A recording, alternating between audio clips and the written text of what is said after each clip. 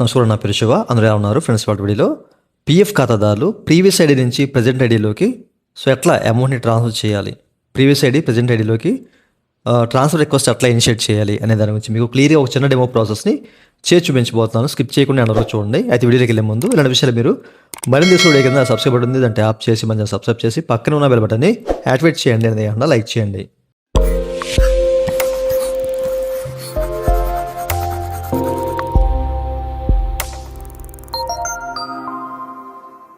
ఇక టాపిక్లోకి వెళ్తే కనుక ముందుగా మీరు ఏంటంటే యూనిఫైడ్ పోర్టల్లో లాగిన్ అవ్వాలండి. చాలామంది తెలిసే ఉంటుంది, ఓకేనా?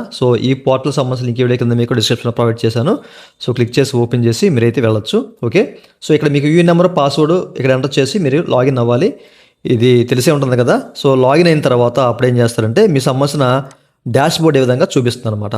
ఓకే, అయితే మీకు ఈపీఎఫ్ సంబంధించినటువంటి క్వైరీ సర్వీస్ కావాలంటే మన దగ్గర పెయిడ్ సర్వీస్ ఉంది, మమ్మల్ని అయితే కనెక్ట్ అవ్వచ్చు. మా వాట్సాప్ నెంబర్ వీడియో కింద మీకు డిస్క్రిప్షన్లో ప్రొవైడ్ చేశాము. వాట్సాప్ ద్వారా కనెక్ట్ అవ్వండి, ఓకేనా? ఇప్పుడు మనము ఆ ప్రీవియస్ ఐడిని ప్రజెంట్ ఐడిలోకి, చాలా మందికి ఏంటంటే 2 లేక అంతకు మించి ఐడీస్ ఉంటాయి అనమాట. అంటే 2-3 కంపెనీస్ వర్క్ చేస్తూ ఉంటారు. ప్రీవియస్ ఐడిని ప్రజెంట్ ఐడిలో ట్రాన్స్ఫర్ చేద్దాం అనుకుంటారు. అట్లా చేయాలనుకున్నప్పుడు ముందుగా మీరు చెక్ చేసుకోవాల్సింది ఏంటంటే సర్వీస్ హిస్టరీ క్లిక్ చేసి ఓపెన్ చేస్తాను ఇక్కడ. ఓకేనా? వ్యూ అనే బటన్ క్లిక్ చేసి ఈ సర్వీస్ హిస్టరీ క్లిక్ చేసి ఓపెన్ చేశారనుకోండి, మీ సంబంధించిన డేటా అంతా కూడా చూపిస్తుంది అనమాట. ఇక్కడ మీరు ఏ కంపెనీలో చేశారు, ఎప్పుడెప్పుడు చేశారు, ఎప్పుడెప్పుడు జాయిన్ అయ్యారు, ఎప్పుడెప్పుడు ఎగ్జిట్ చేశారు, ఇట్లా డేటా అంతా చూపిస్తుంది అనమాట. ఇక్కడ మీ యొక్క డేటా అనేది ఎప్పుడు కూడా సర్వీస్ ఓవర్ ల్యాప్ లేకుండా చూసుకోండి, ఓకేనా? డేట్ టు డేట్ అంటే ఈ రోజు మనం ఎగ్జిట్ అయ్యామంటే రేపు అన్న రోజు అంటే 1వ తారీఖు మనం ఎగ్జిట్ అయితే 2వ తారీఖున జాయినింగ్ అనేది వేరే కంపెనీలో అట్లా ఉండాలి. ఇట్లా మీకు సర్వీస్ ఓవర్ ల్యాప్ లేకుండా, డ్యూయల్ ఎంప్లాయ్మెంట్ లేకుండా ఉన్నట్లయితేనే మీరు ప్రీవియస్ని ప్రజెంట్ ఐడిలోకి ట్రాన్స్ఫర్ చేసుకోండి, ఓకేనా? అది ముఖ్యంగా మీరు తెలుసుకోవాల్సిన విషయం ఇది. దీంతో పాటు ఏంటంటే అన్నింటికి ఎగ్జిట్ డేట్ ఇనిషియేట్ అయ్యి ఉండాలన్నమాట. ఎగ్జిట్ డేట్ ఇనిషియేట్ అయితేనే ప్రీవియస్ని ప్రజెంట్ ఐడిలోకి మనం ట్రాన్స్ఫర్ చేసుకుంటే అవకాశం అయితే ఉంటుందన్నమాట. ఇక్కడ మీరు చెక్ చేసుకోవచ్చు date of joining EPF, date of exit EPS, date of joining date of exit EPF, date of exit EPS అట్లా మనకి ఉంటాయి కదా. Joining days okay, date of exit EPF, date of exit EPS, ఇవి మనకి initiate అయ్యేలేవా అని check చేసుకోండి. And service over lap లేకుండా చూసుకోండి జాగ్రత్తగా, ఓకేనా? అట్లా మీరు ఇవన్నీ చెక్ చేసుకున్న తర్వాత అప్పుడు మీరు ఏం చేస్తారంటే ఇక్కడ మనకి ఆన్లైన్ సర్వీసెస్లో ఇక్కడ 1 member 1 EPF account transfer request అని చెప్పేసి ఒక ఆప్షన్ కనిపిస్తుంది అనమాట. దీన్ని క్లిక్ చేసి మీరు ఓపెన్ చేయాలి, ఓకేనా? క్లిక్ చేసి ఓపెన్ చేస్తే కనుక ఈ విధంగా చూపిస్తుంది. దీంతో పాటు ఏంటంటే ప్రీవియస్ ఐడిలో ఉన్న డేటా, ప్రజెంట్ ఐడిలో ఉన్న డేటా, అంటే మీ బేసిక్ డేటా ఉంటుంది కదా, మీ నేము, మీ డేట్ ఆఫ్ బర్త్, మీ జెండర్, మీ ఫాదర్ నేము, ఇట్లాంటివన్నీ కూడా ప్రీవియస్ ఐడితో ప్రజెంట్ ఐడితో రెండు కూడా ఎక్కడ కూడా మిస్ మ్యాచ్ లేకుండా పోలి ఉండాలి, కరెక్ట్గా ఉండాలన్నమాట, ఓకేనా? ప్రీవియస్ ఐడిలో మనం ఏదైతే డేటా ఇస్తామో ప్రజెంట్ ఐడిలో కూడా అదే డేటా ఉండాలన్నమాట. నేము, డేట్ ఆఫ్ బర్త్, జెండర్ అవన్నీ కూడా మ్యాచ్ అవ్వాలి విత్ ఫాదర్ నేమ్తో సహా.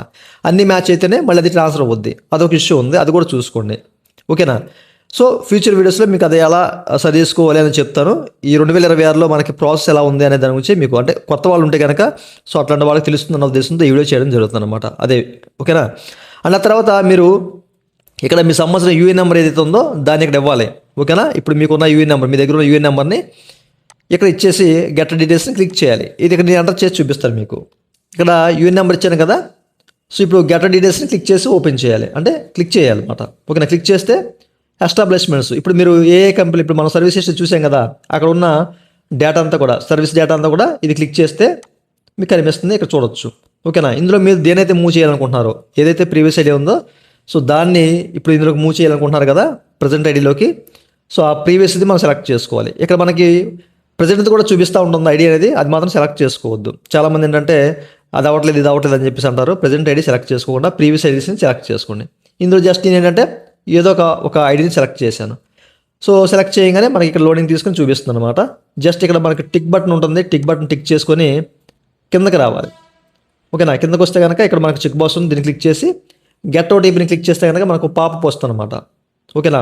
ఓటీపీ వస్తుంది, ఒక పాపప్ వస్తుంది. ఆ పాపను క్లియర్ చేసుకోండి. అట్ ద సేమ్ టైం మీకు ఓటీపీ వస్తుంది మీ మొబైల్కి. ఆ ఓటీపీని ఇక్కడ ఎంటర్ చేయండి, ఈ కాలంలో ఎంటర్ చేసి సబ్మిట్ చేయండి, అంతే. సక్సెస్ఫుల్గా మీకు ఇది సబ్మిట్ అయిపోతుంది.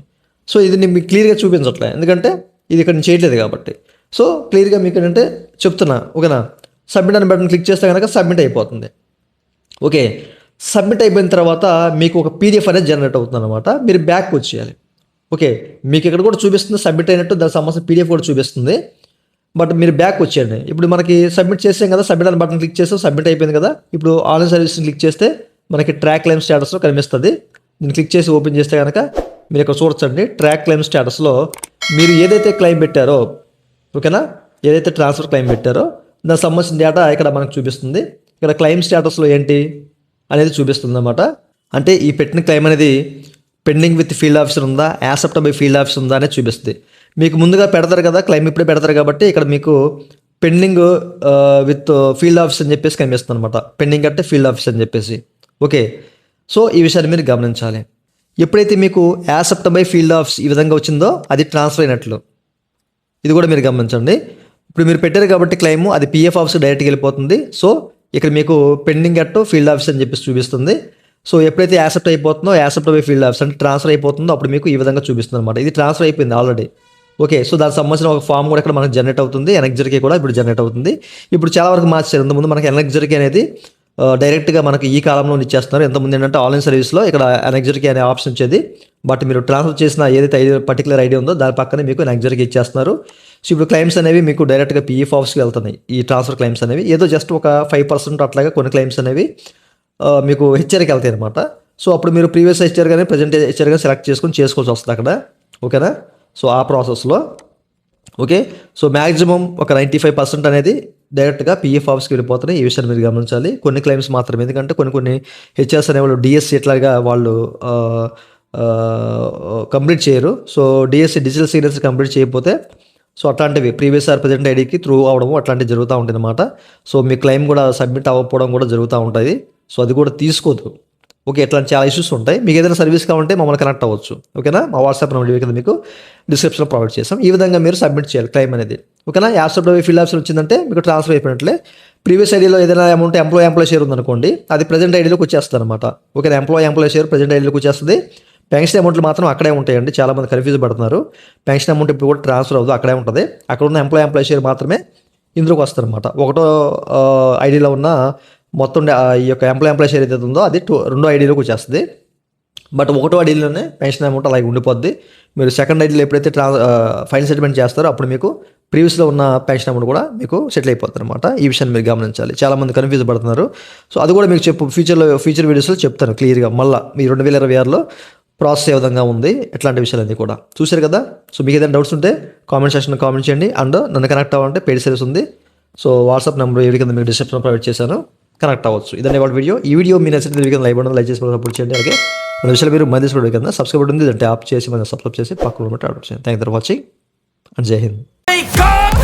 It's time to look at the enemy.